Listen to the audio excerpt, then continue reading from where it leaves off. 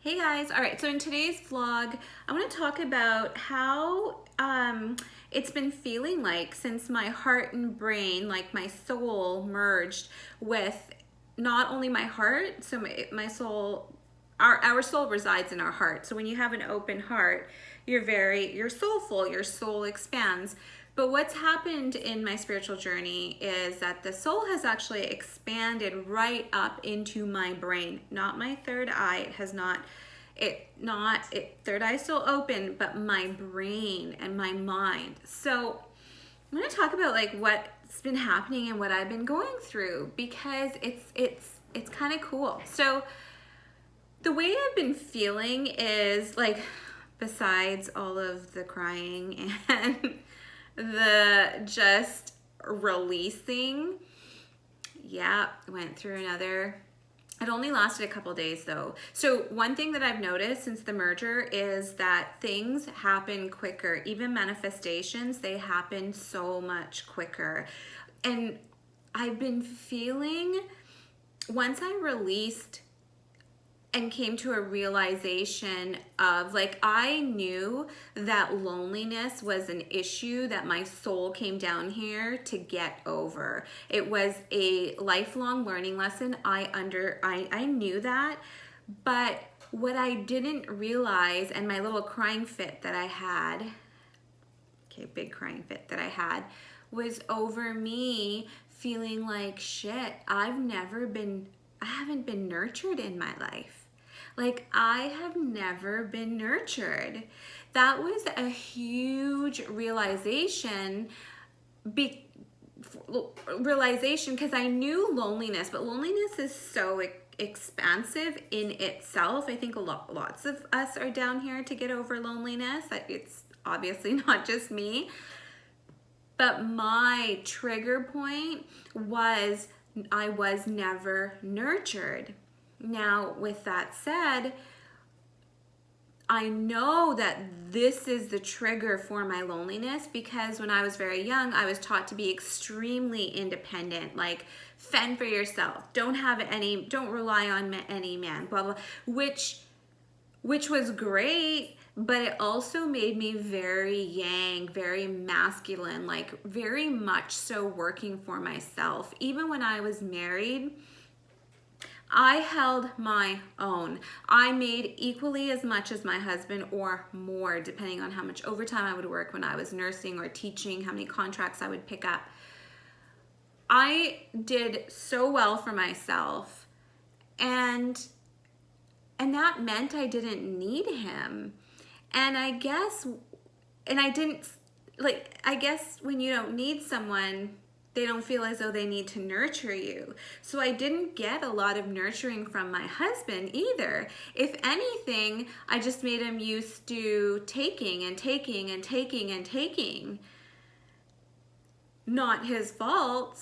It was obviously my karma. And in this like transition, this heart and mind soul union, I've come to realize that no, I want nurture. Like, I want to be nurtured. And you see, this is now because I've turned into this yin energy. 3 years ago, I turned more yin, but now I fully embraced it. And it's so interesting because now in my next relationship, I'm not only looking for nurture, but I want to be spoiled. I want gifts. My love language was never gifts. My love language was service. When I was younger, like, I would love my husband if he would throw out the garbage or change our son's diaper or put him to bed, because I worked but then I was expected to come home, clean the home, and take care of the child. He helped too, and make dinner, but not like I did. It was my responsibility. He did it in passing. So I had all these responsibilities, but no nurture.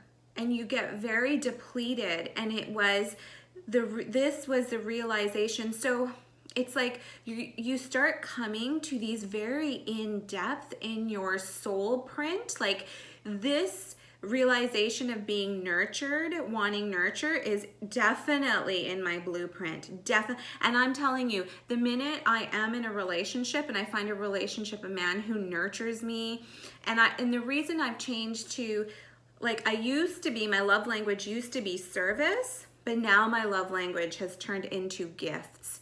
And I came to that realization. At first I was a little embarrassed by it, but that is, again, my yang. Like, I can buy myself whatever I want, which I can, but I don't want to. I really don't want to. I feel like part of my nurturing is going to be my gift giving. So, or my gift receiving. Gift receiving. I'm very good at giving. Take that out of the law. Gift receiving. See? So I'm just ready to, like, receive, and my language has changed. And I feel like once I find that relationship, it's going to be a huge, like, it's going to be peaceful. It's just going to be, because it's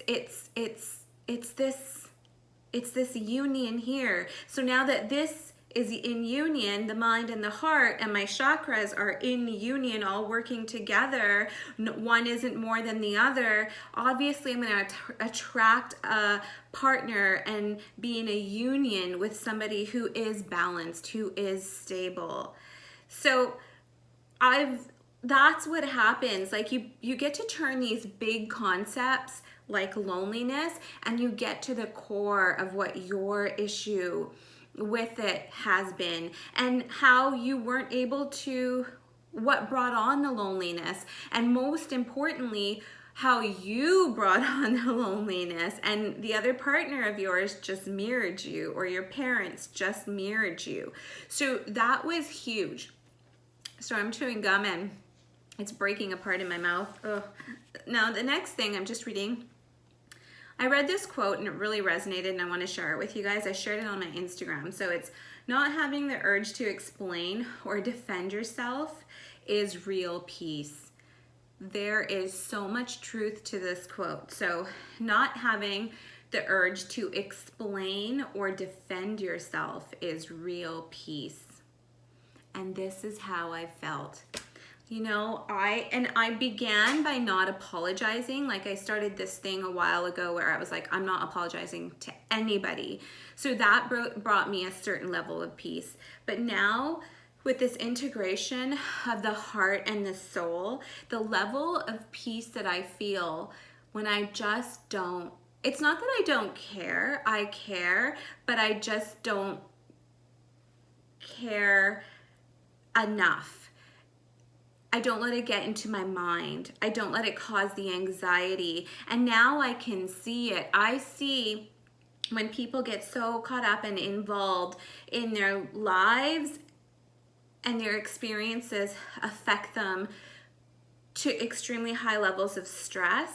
I can now not only see it, I see their auras. You can tell so much from a person's aura. So that's another thing. I've been seeing auras a lot. A lot of auras, and I've been seeing like these spheres, colored globes of energy. I think it's because my third eye is like more open too. So these are just some of the things that I've been going through.